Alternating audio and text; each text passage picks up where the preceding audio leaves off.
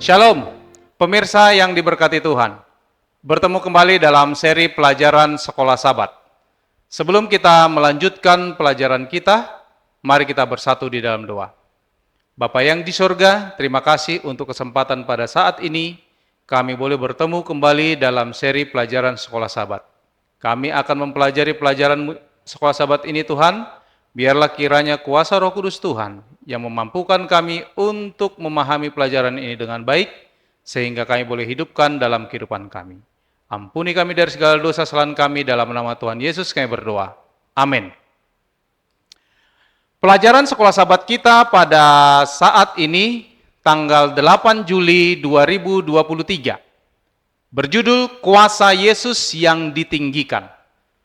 Untuk pelajaran pekan ini, Bapak Ibu Saudara-saudara sekalian, kita boleh baca di dalam kitab Efesus pasal yang pertama ayat 15 dan 20 sampai 23, Efesus pasal 3 ayat 14 sampai 21, lalu 1 Tesalonika 5 ayat 16 sampai 18, kitab Ulangan pasal 9 ayat 21, 1 Korintus 15 ayat 20 sampai 22, dan kitab Mazmur pasal 110 ayat yang pertama.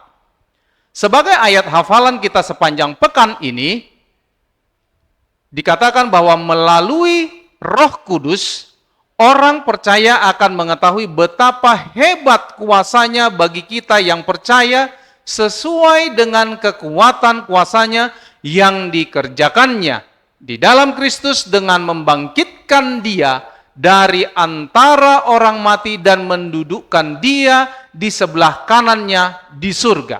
Ini terdapat di dalam kitab Efesus pasal yang pertama, ayat yang ke-19 dan ayat yang ke-20. Bapak Ibu Saudara-saudara sekalian, sebagai penjelasannya dari pelajaran Sekolah Sabat kita ini dikatakan bahwa manusia tampaknya selalu memiliki banyak kekuatan.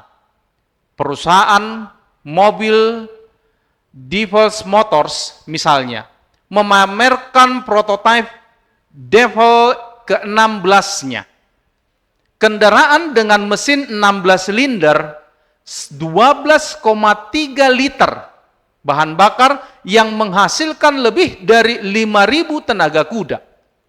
Atau jika itu belum cukup, pertimbangkan semi truk Peterbilt yang menggunakan 3 mesin jet Pratt dan Whitney seri J3448 menawarkan 36.000 tenaga kuda. Truk ini mencapai 1/4 mil dalam hitungan 6,5 detik saja. Dan secara temperatur mencapai 376 mil per jam sebelum melepaskan 2 parasutnya.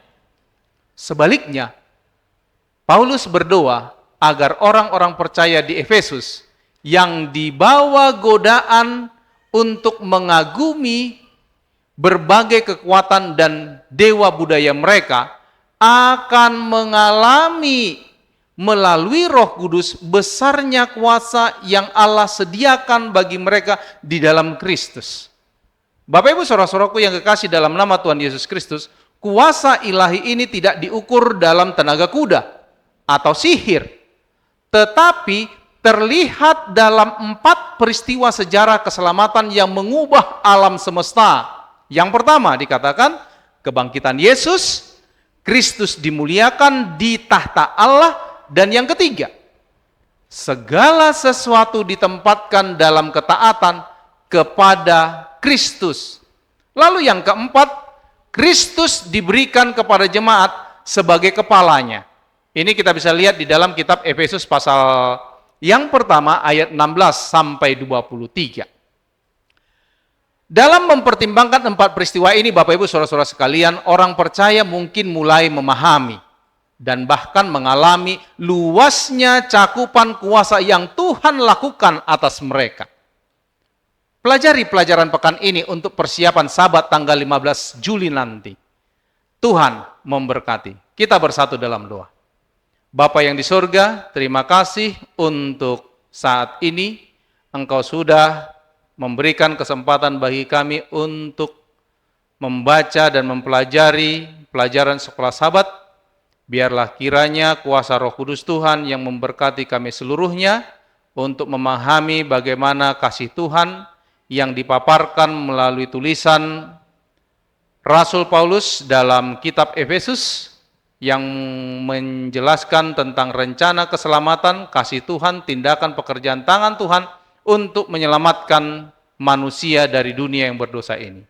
Kiranya Tuhan memberkati seluruh pendengar, pemirsa yang menyaksikan video ini. Biarlah kasih Tuhan yang selalu menyelimuti dan menguasai kehidupan mereka. Inilah doa permohonan kami Bapa. Mohon ampun segala dosa kesalahan kami dalam nama Tuhan Yesus kami berdoa. Amin.